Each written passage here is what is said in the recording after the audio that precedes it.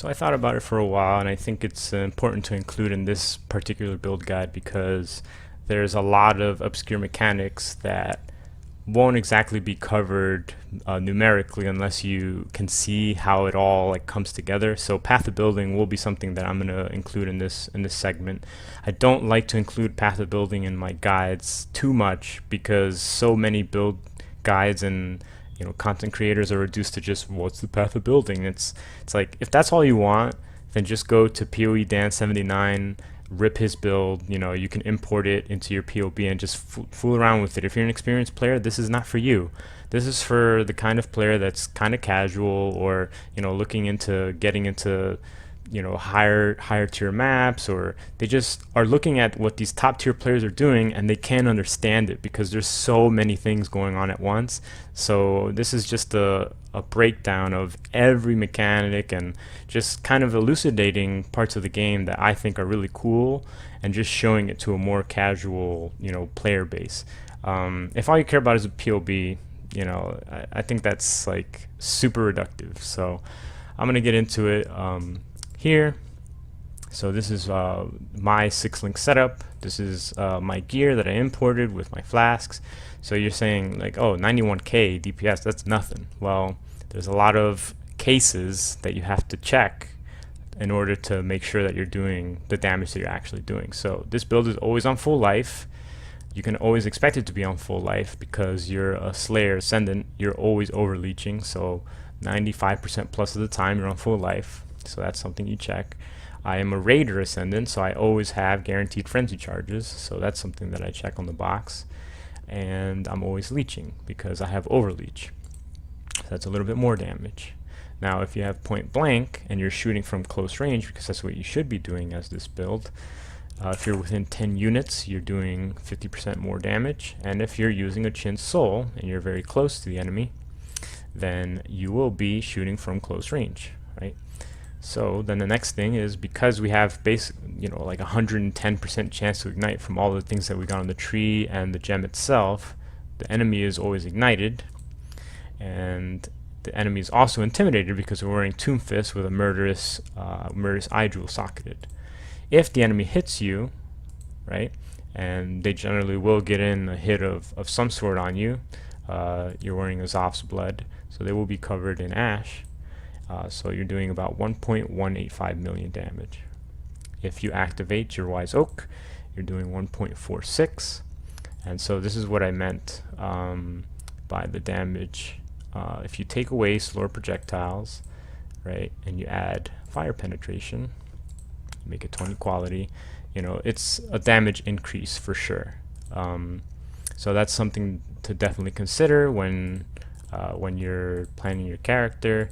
To min-max it. I thought slower projectiles was good enough as is. So this is where the leech mechanics are explained a little bit better. So remember, if you don't have Vault Pact, it cuts your leech in half, right? So you only have 2400 leech, right? If you take this away, you lose 3% max leech, right? So that's where it comes from. If you take away all the leech, right, this is the base leech is 20% of your max life. So it's 839 times 2. So it's 1600. Now if you take Vault Pact, right, it should go up to about 3300, right? 3300 leech rate. Now that's why you take Vitality Void, gives you another 6%, and then you take the Life Leech and Hematophagy to make it 4800. So what makes this build so powerful is that the more levels you get, like let's say I get 2 more levels, right, and I take a life node here, and let's say I take this life node here, my leech just keeps going up and up, right? And because my damage is so strong, one thing that POB doesn't factor in is Mirage Archer, right?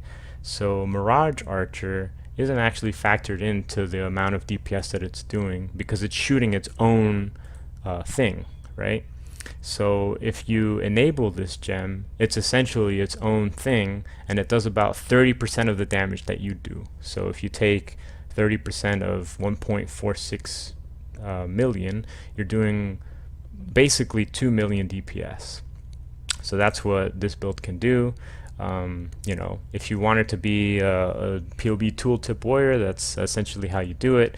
And while you have Vol Cold Snap up for the duration that it's up, the enemy is considered chilled, so you're able to tick that and do a little bit more damage for that duration. But it's not always going to be up, so obviously that's not something that you always tick. You tick the things that are going to be up most of the time, right? And if you're using a Yoke of Suffering, do not tick Shocked, right? If you tick it, you're going to see your damage goes like it skyrockets. But the problem with this is POB applies full shock, and the way that shock works in this game is that it's based off of the amount of damage that you do per hit, right? So because you do about 400,000 damage in a hit, right, the bosses have millions of HP, so you can get a minimum amount of shock on them, like a 1% shock or something like that.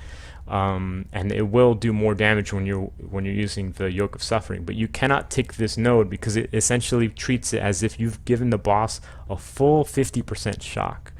So that's something that's super misleading, and a lot of noobs, they like to check that, but that isn't anywhere near the amount of damage you're going to be doing.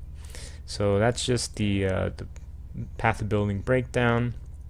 If you're a new player, this is a tool that is really useful to get familiar with, to get into the game and theory craft builds, and see which is better than which. So it's a really useful tool. You should get, if you want to like really min-max and create your own builds, this is a really important tool for it. So just for reference, I make tons of builds that I love, and I save them all, and I can visit them and play around with them whenever I feel like it. So yeah, I hope you enjoyed the guide.